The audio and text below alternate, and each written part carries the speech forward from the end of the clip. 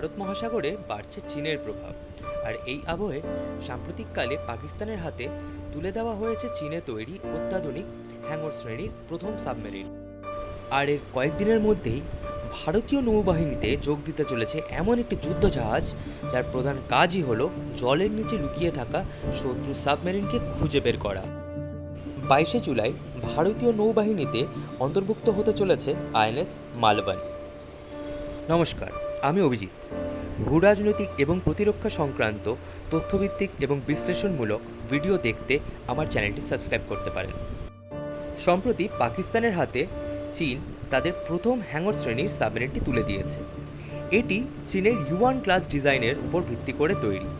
পাকিস্তানকে এই ধরনের মোট 8টি সাবমেরিন দেবে চীন।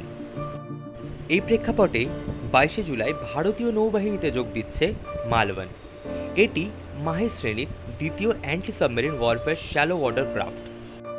এই যুদ্ধজাহাজের মূল কাজ অগভীর সমুদ্রে শত্রু সাবমেরিন খুঁজে বের করা, সোনারের মাধ্যমে তাদের অবস্থান শনাক্ত করা এবং প্রয়োজনে দ্রুত অভিযান চালানো। আইএনএস মালবানের 80%-এরও বেশি যন্ত্রাংশ ভারতীয় প্রযুক্তিতে তৈরি এবং তা ভারতীয় উপাদানেই তৈরি।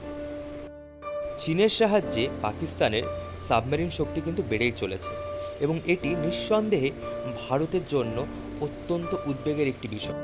এই কারণেই সাবমেরিন শনাক্তকরণ এবং মোকাবিলায় সক্ষম এমন যুদ্ধজাহাজ চাইছে ভারতীয় নৌবাহিনী। উন্নত সেন্সর, নজরদারি ব্যবস্থা এবং সাবমেরিন শনাক্তকরণ প্রযুক্তির মাধ্যমে উপকূলবর্তী অঞ্চলে শত্রুপক্ষের সাবমেরিনের ওপর নজর রাখবে এই মালবান। মালবান একাই সমুদ্রের শক্তির ভারসাম্য বদলে দিতে পারবে না, এমনটা দাবিও করা যায় না।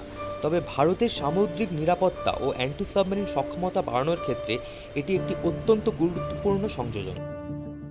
প্রতিরক্ষা বিশেষজ্ঞদের মতে ভারত মহাসাগর অঞ্চলে ক্রমেই কৌশলগত প্রতিযোগিতা এবং সাবমেরিন কার্যকলাপ বেড়েই চলেছে। এই প্রেক্ষাপটে অগভীর জলসীমায় অভিযান চালাতে সক্ষম অত্যাধুনিক অ্যান্টি সাবমেরিন যুদ্ধজাহাজের গুরুত্ব ক্রমেই বাড়ছে। আর তাই মালবান নৌবাহিনীতে যুক্ত হওয়ার সাথে সাথে উপকূলীয় নিরাপত্তা, সামুদ্রিক নজরদারি এবং শত্রুপক্ষের সাবমেরিনের ওপর নজরদারি অনেকটাই বাড়বে। উল্লেখযোগ্যভাবে এই শ্রেণীর প্রথম যুদ্ধজাহাজটি ভারতীয় নৌবাহিনী পেয়েছিল 2025 সালের 24শে নভেম্বর। সেটি ছিল আইএনএস মাহে। আর এবার নৌবাহিনী পাবে মালবান।